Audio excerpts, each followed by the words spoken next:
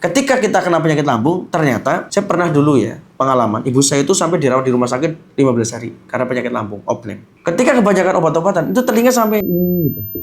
Kayak saya ngerawat ibu saya. Makanya kita harus milih alternatif.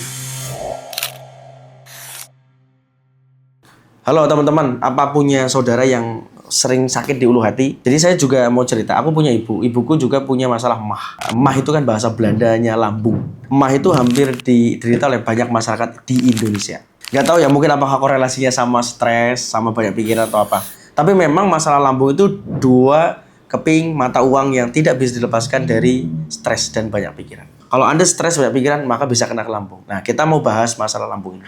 Jadi bagaimana lambung sehat biar powerful dalam hidup. Lambung itu adalah pusat logistik tubuh. Jadi kalau gudang ya, logistik itu ada di lambung. Anda makan pagi, nyemil, minum kopi, itu semua ditaruh di lambung. Jadi lambung adalah pusat logistik tubuh. Karena lambung itu pusat logistik tubuh, maka yang namanya pusat logistik harus dijaga dong. Biar tidak bocor, tidak sakit. Biar apa? Biar nanti barang-barang atau zat-zat yang masuk ke lambung itu nggak kemana-mana. Jadi sangat krusial banget. Karena kalau ada masalah lambung itu bisa kemana-mana. Lambung itu bisa rusak. Kenapa?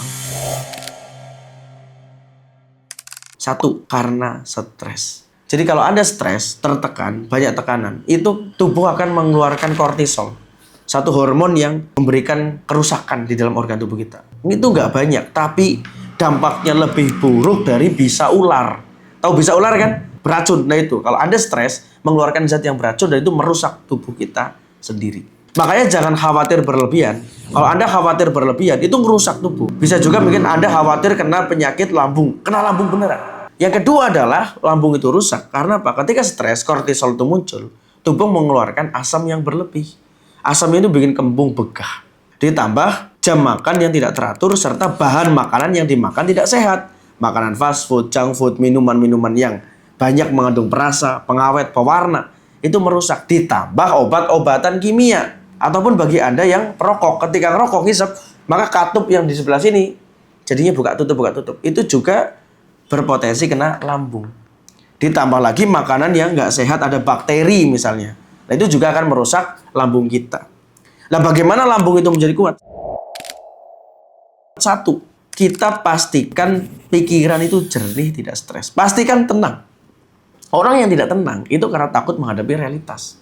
Padahal realitas itu bukan masalah. Yang masalah kadang-kadang ekspektasi kita yang berlebihan. Maka turunkan ekspektasinya atau harapannya. Dan ubah realitasnya.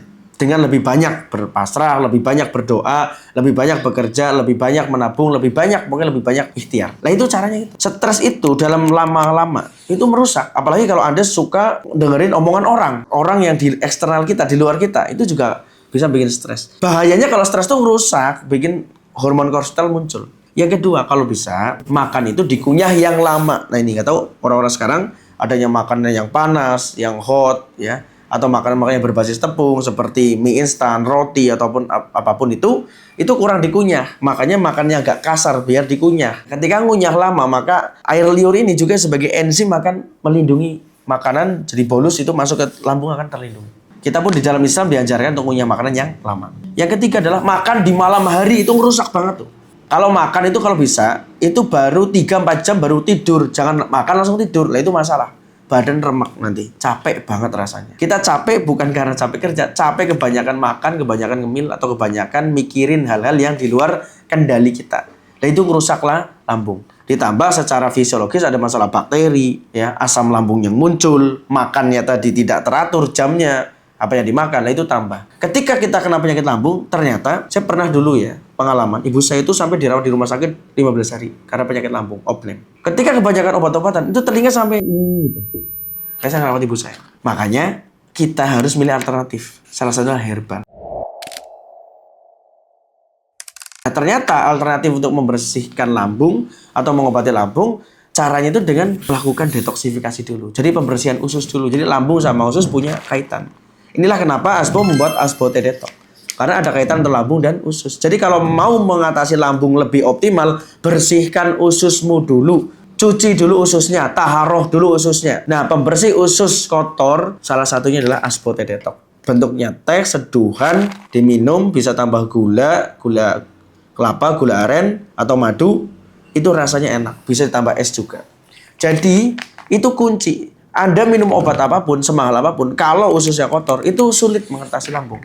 Misalnya ulu hatinya sakit, panas. Nah itu juga kaitannya sama usus kotor. Kenapa usus kotor itu bikin gas produksi juga di dalam lambung, itu akhirnya terlalu banyak. Itu yang kemudian perlu kita atasi, perlu kita lakukan perbaikan. Tubuh kita perlu dirawat, perlu dijaga, perlu diikhtiarkan. Nah untuk itu maka Asbo pun ada teh Kopas Sanda ini. Jadi disinergikan dengan teh detox. Lakukan pembersihan usus dulu, colon cleansing. Setelah itu baru minum teh Kopas Sanda. Teh Kopas Sandanya kayak gini, diseduh juga. Hari ini minum teh detox, besok minum teh Kopas Sanda. Jadi ngetehnya diganti dengan teh yang sehat. Itu masalah lambung. Jadi kalau lambung sehat, akan powerful. Ini juga kadang kebanyakan anak muda itu kebiasaan makan pedas berlebih. Itu bikin lambung jadi tipis juga. Atau kebanyakan minum manis. Atau kebanyakan ngopi ditambah gula. Kalau ngopi yang pahit aja. Ya jangan ditambah macam-macam gitu. Nah, maka lambung itu sebagai pusat logistik tubuh harus dijaga. Karena lambung yang sehat, tanda pikiran Anda itu sehat. Kalau pikiran sehat, pikiran jernih, hidup jadi tenang. Jadi kalau ada masalah lambung, gimana hidup itu akan tenang? Yuk selesaikan dengan herbal, salah satunya ambil Asbo. Mudah-mudahan ini bisa membantu. Ya, jangan lupa subscribe channel ini. Mudah-mudahan Anda bisa sembuh dari sakit lambung. Barakallahu fikum.